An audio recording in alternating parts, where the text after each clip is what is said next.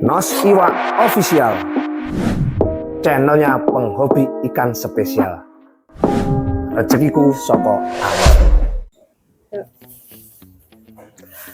Bismillahirrahmanirrahim. Assalamualaikum warahmatullahi wabarakatuh. Kembali lagi di channel Nos Iwa Official, channelnya penghobi ikan spesial.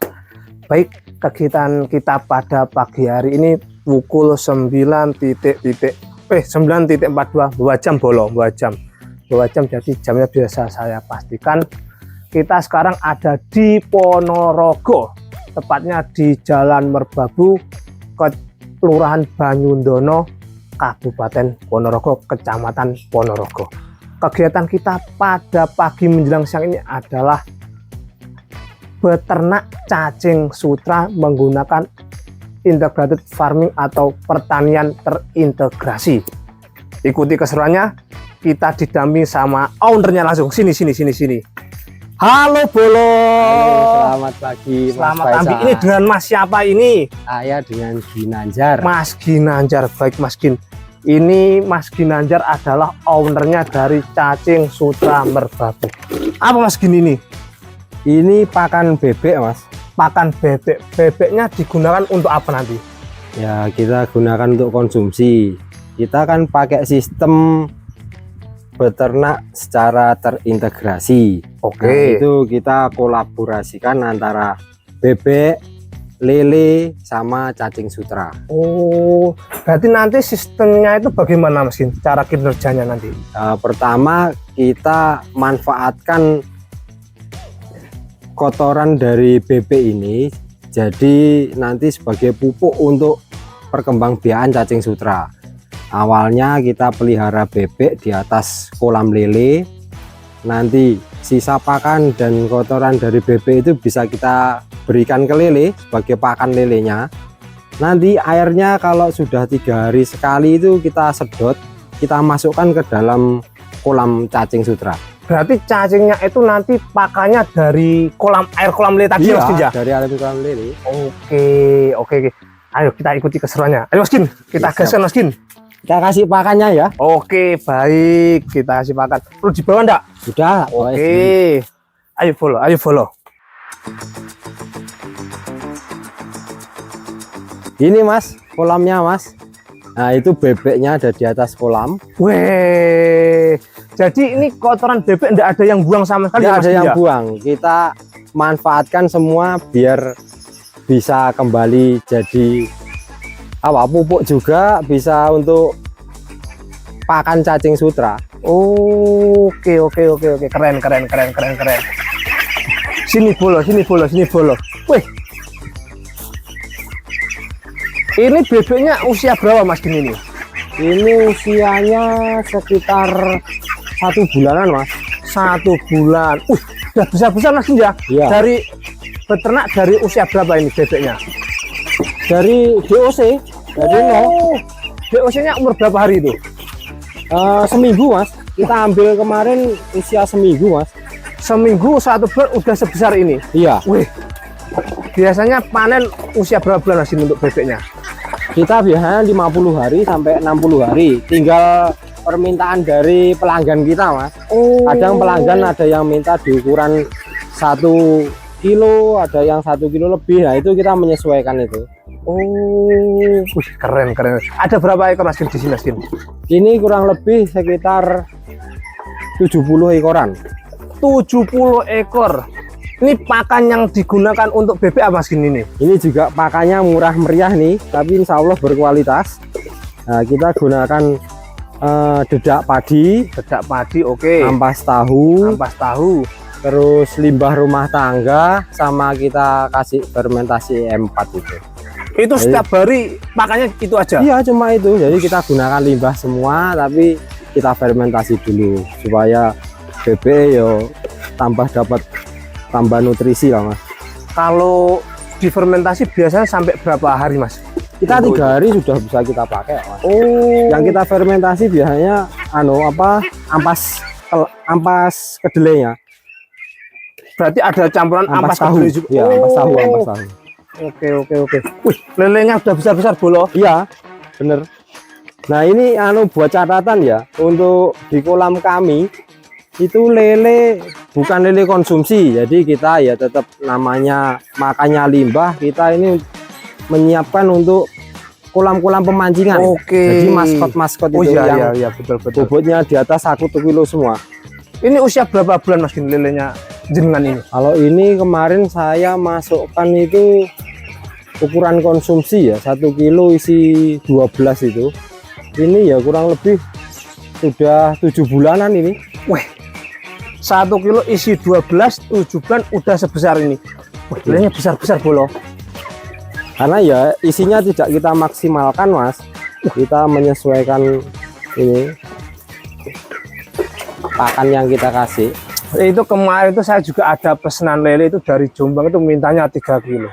Wah, 3 kilo. Per ekor 3 kilo. Lah punya saya sendiri itu masih 2 kilo per ekor Mas Yan. 2 kilo. Jadi masih saya besarkan lagi. Kalau ada teman-teman sekitar Ponorogo atau Tulungagung Adan, siap tampil. Ya, insya Allah nanti kita informasikan. Oke, baik. Asli bolo gede-gede lele ini. Nah, yang itu nanti adiknya atau satu? Sama, sebenarnya sama. Cuma kita pisah kandangnya karena kalau dijadikan satu terlalu sempit Mas. Jadi ya biar mereka juga bisa leluasa, tidak terlalu sempit, makanya kita bagi. Ini satu kandang ini udah kosong karena kemarin udah panen keluar sekitar 30 ekoran. Jadi udah kosong yang itu. Nanti kita isi lagi. Di setiap kandang ini kurang lebih 30 ekor lah. Keren. Kemarin yang 30 ekor kemarin keluar bobot berapa kilo Mas Gin? Yang 30 ekor. Ada minimal 8 on kemarin. Paling kecil, paling besarnya di kisaran 1,1 lah. 1,1 kilo. Keren. Ini guys, jadi nggak ada yang terbuang dari kotoran bebek, diolah dimakan lele, nanti airnya untuk pupuk cacing sutra. Oke. Berarti langsung muter ke sana ini Mas Gin? Ya ini tak kasih makan yang sana. Oke, ayo kita muter bolo. Muter. Keren. Ini namanya pemuda inspiratif. Tidak ada yang dibuang, semua bisa dimanfaatkan. Ayo, kita gas lagi.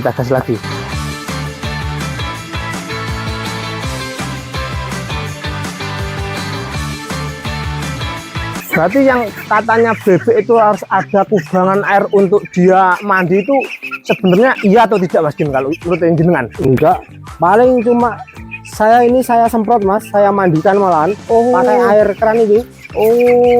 Kayak air sumur kita langsung semprot aja, tapi enggak setiap hari juga. Kalau memang kandang dilihat sudah kotor banget ya kita semprot, sekalian bersihin kandang, sekalian mandiin ini bebeknya. Ini bolo, lihat ekornya bolo. Ini. Kalau dia udah makan, dia enggak peduli mau ekornya kita gibas kayak apa, tetap makan. Sehari makannya berapa kali Mas Gin? 2 kali. Jam 9 gini sama nanti jam 4 sore. Kalau kendala budidaya bebek apa Mas Gin? Dari pengalaman yang jenengan? Sebenarnya budidaya bebek itu enak Mas. Dia kasih makan apa aja kan mau, tapi ya yang penting nutrisinya tetap kita penuhi.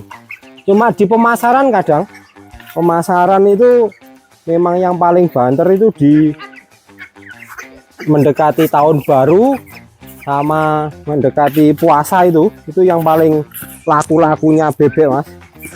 Kalau hari-hari gini, kalau belum punya pelanggan, pengalaman saya pertama kali itu susah Mas jualnya. Karena ya banyak juga yang budidaya bebek. Nah itu bolo, jadi selain kita berproduksi, kita juga harus memikirkan bagaimana jualnya. Jadi jangan sampai kita bisa berbudidaya, kita bisa memproduksi baik itu skala kecil, sedang sampai besar, kita bingung memasarkannya. Jadi penting kita harus melihat pemasaran barang produk kita juga. Mas Gin, ini kok ada azola ya Mas Gin ya ini ya? Oh iya, itu azola Mas. Itu buat tambahan pakan bebek. Biasanya sore kita kasih azola, kita kasih maggot juga. Wah, ada magotnya juga berarti? Ada Mas. Oke, ternyata di cacing sutra Merbabu Ponorogo ini tidak hanya ada cacing sutra saja, tapi ada maggot, ada azolla. Ini adalah salah satu contoh pertanian integratif atau pertanian integrasi yang sudah terlaksana. Ayo, para pemuda, para kawulo nom-noman, kita kembangkan, kita belajar bareng-bareng, kita maksimalkan potensi di sekitar kita semua. Oke, setelah ini kita kemana Mas Gin? Monggo kita lihat di kolam cacing sutranya. Oke, mari kita ke kolam cacing sutra. Ayo, gas!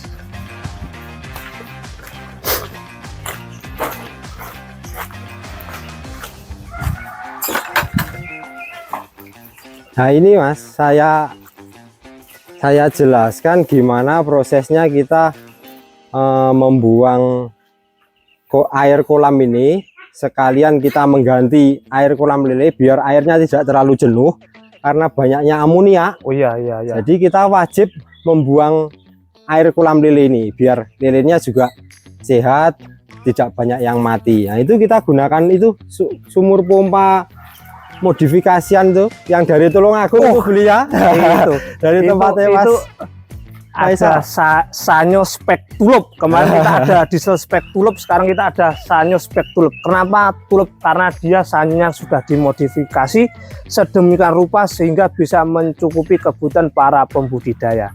Jadi Mas Gin tadi menjelaskan air di kolam lele itu harus diganti 3 hari sekali agar airnya tidak terlalu kotor, amoniaknya tidak terlalu tinggi sehingga kesehatan lele juga tetap diperhatikan. Wih, keren. Jadi gimana Mas Gin ngangkat airnya ke? Ya itu sekarang kita udah dimudahkan Mas, tinggal colok aja ke listrik udah nyala ini. Tunjukin. Itu tinggal dicolok aja bolo. Nah cuma ini kuncinya, itu udah tinggal colok gini, air lari ke kolam lele jadi pakan. Jadi pakannya cacing sutra. Monggo dicolokkan, air diangkat dari sanyo langsung berlari ke arah sawah yang digunakan untuk berbudidaya cacing sutra. Ayo bol.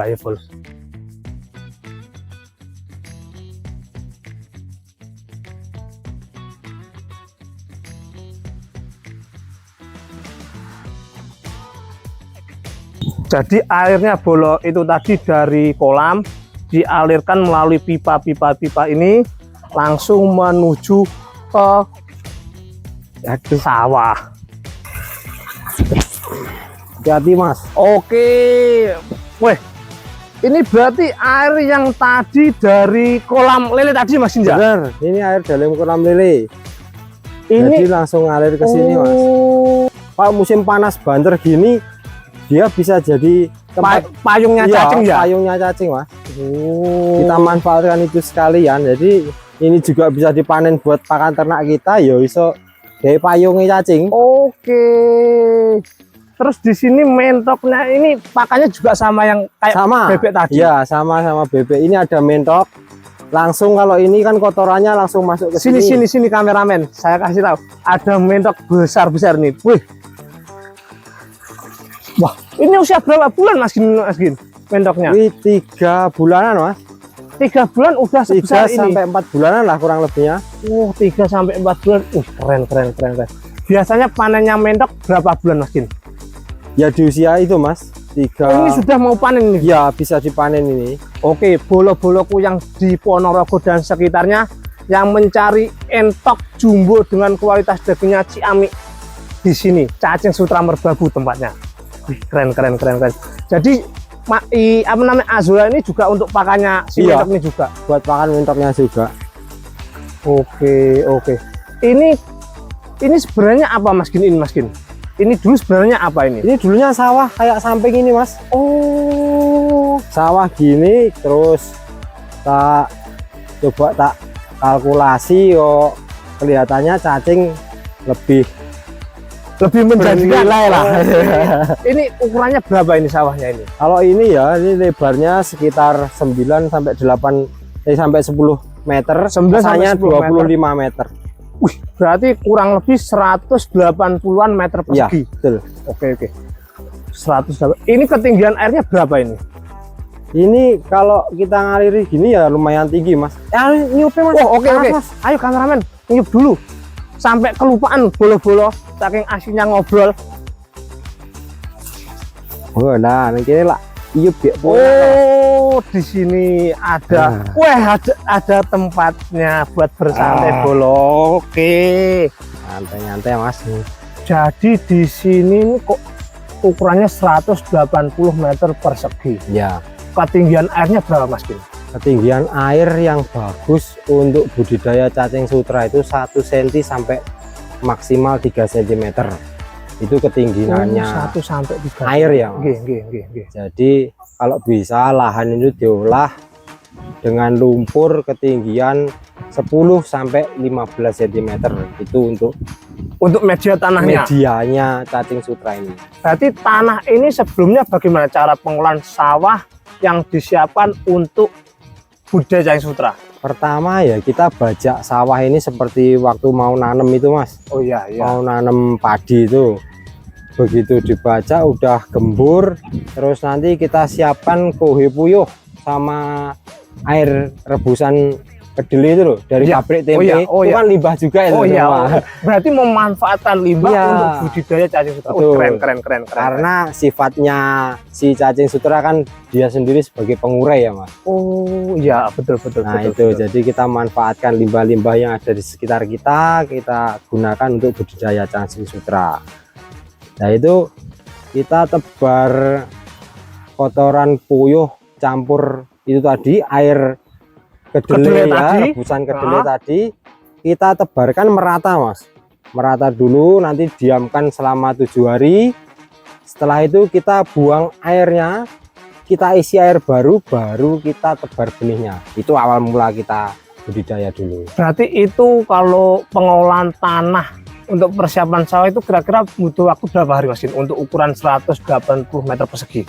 Sebenarnya kalau dicampur pakai sistem yang sekarang udah modern ini sehari aja selesai mas. Berarti lebih simpel ya berarti ya karena simple. Teknologi. Oke. Karena kita traktor paling segini cuma merata 1 jam paling mas selesai. Tukang traktor itu sekarang canggih-canggih. Nah itu yang mungkin perlu kita persiapkan terlebih dahulu. Kita siapkan dulu kohe-kohe itu tadi sama air rebusan kedelai itu tadi. Berarti kohenya kohe apa ini mas?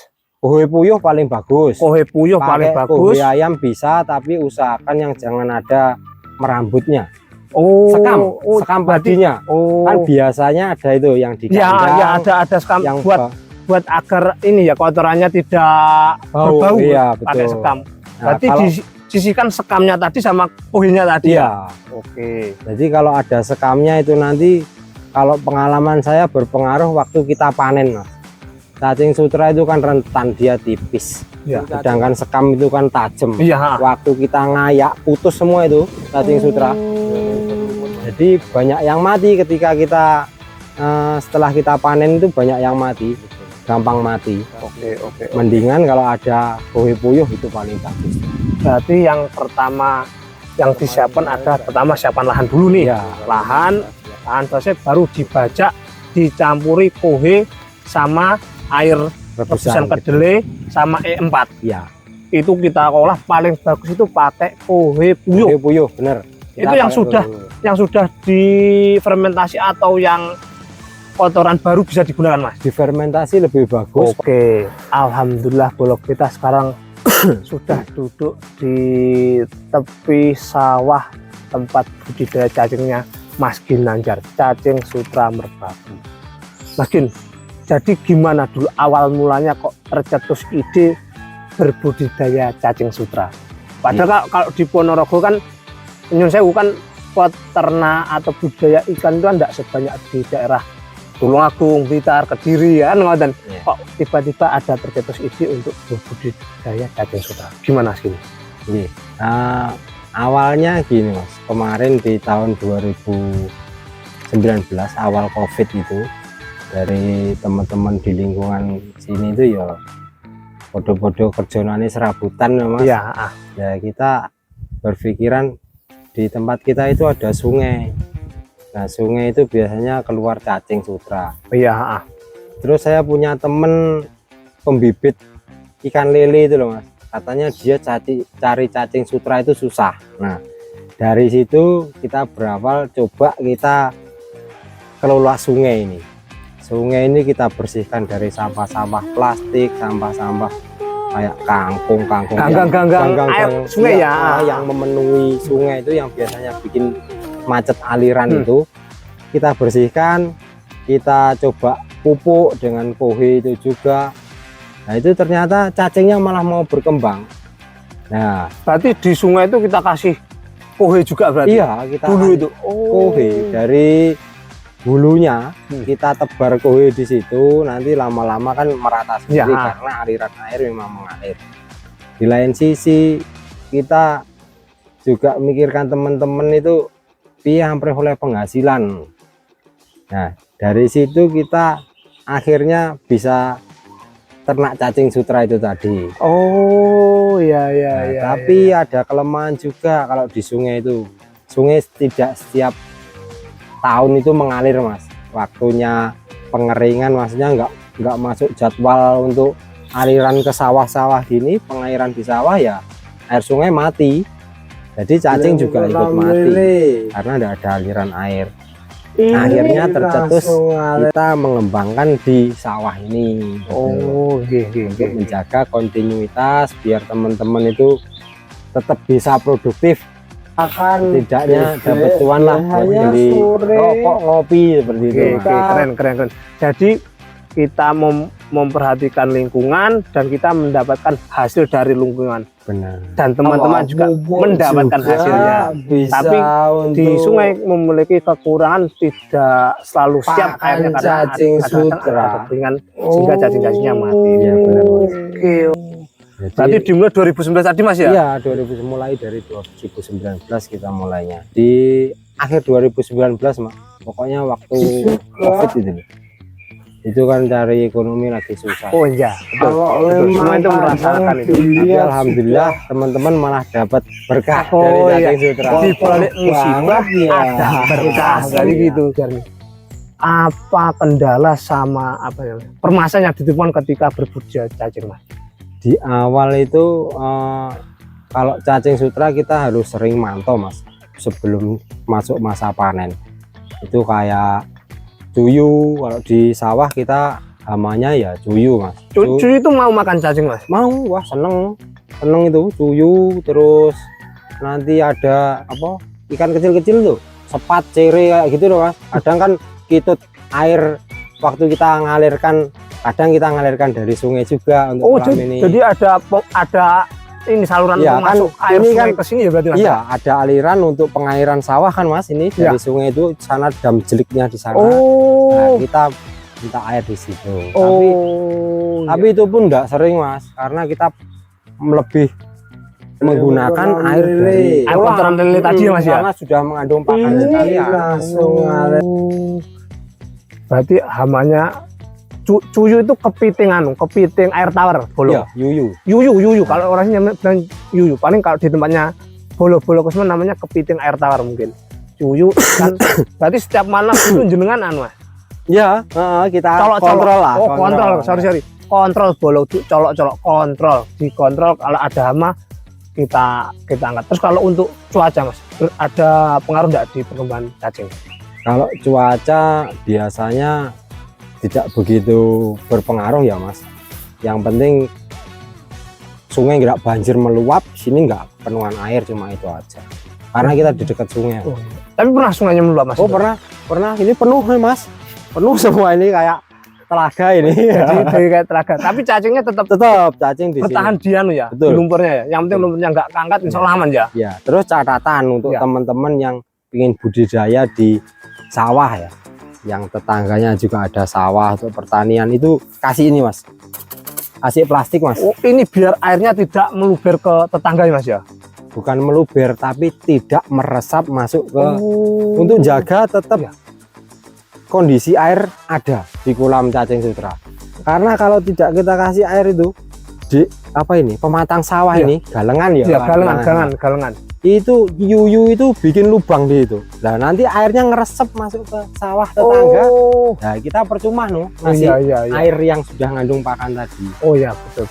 Kalau ini yang bawahnya dikasih plastik atau? Enggak, kalau bawahnya wis langsung wis. Oh, Cuma tanah ya? sampingnya kita gali kemarin 50 cm, Ya. kita masukin plastik ini, kita timpahkan aja ke atas, cuma gitu aja. Murah, simple, Nah, simple. low budget lagi Alhamdulillah. bolong. Berawal dari tidak sengaja, kemudian kok menghasilkan, jadi gitu Mas. Iya betul. Jadi jenengan dan teman-teman kembangkan budidaya cacing sutra di sawah. Jadi sampai sekarang pun yang di sawah ini kita juga kelola bareng sama teman-teman lingkungan. Jadi selain kita jaga aliran air biar tetap lancar, sampah-sampah plastik itu bisa terbuang dari sungai, kita juga dapat hasil dari itu Mas, dari cacingnya itu tadi. Oke. Karena kalau banyak sampah juga cacing tidak mau tumbuh. Enggak mau tumbuh juga Iya, ya? Berarti perhatikan lingkungan, jaga kelestarian lingkungan, maka ada berkah dan rezeki di baliknya. Oke Mas Kin, motivasi untuk pengusaha muda yang mau mencoba budidaya cacing sutra apa Mas Kin? Dari jenengan sendiri. Kalau untuk teman-teman, saran saya cacing sutra itu masih sangat prospek. Selama budidaya ikan air tawar itu masih terus dikembangkan, itu pasti masih membutuhkan cacing sutra, karena cacing sutra adalah rantai makanan terbawah. Iya, betul. Jadi ya apa-apa kayak bayi ini butuh susu. Oh iya, kebutuhan wajib berarti Mas ya? Wajib Wah. ya. Jadi ya monggo teman-teman yang ingin berbudidaya cacing sutra, simple sebenarnya, tapi kuncinya telaten gitu aja, ora gila. Oh iya. Kalau teman-teman tuh gilo prosesnya tapi tidak gilo dengan hasilnya. Nah, sebelum hasilnya kan ada prosesnya. Berarti kita harus fokus ke prosesnya dulu. Jangan gilo, tetap belajar. Untuk teman-teman di Ponorogo dan sekitarnya yang membutuhkan cacing sutra, yang membutuhkan bebek, di sini tempatnya, Cacing Sutra Merbabu. Nanti nomor telepon saya tulis di kolom komentar bolok-bolokmu yang mau mencari cacing sutra di wilayah Ponorogo dan sekitarnya dengan harga yang bersahabat. Oke Mas Kin, terima Siap. kasih atas ilmunya. Terima kasih teman-teman sudah menonton channel ini. Mantap. Tetap stay di channel Nos Iwa Official, channelnya penghobi ikan spesial. Saya Dani, saya akhiri. Wabillahi taufiq wal hidayah. Wassalamualaikum warahmatullahi wabarakatuh. Nos Iwa Official, channelnya penghobi ikan spesial. Rezekiku soko alam.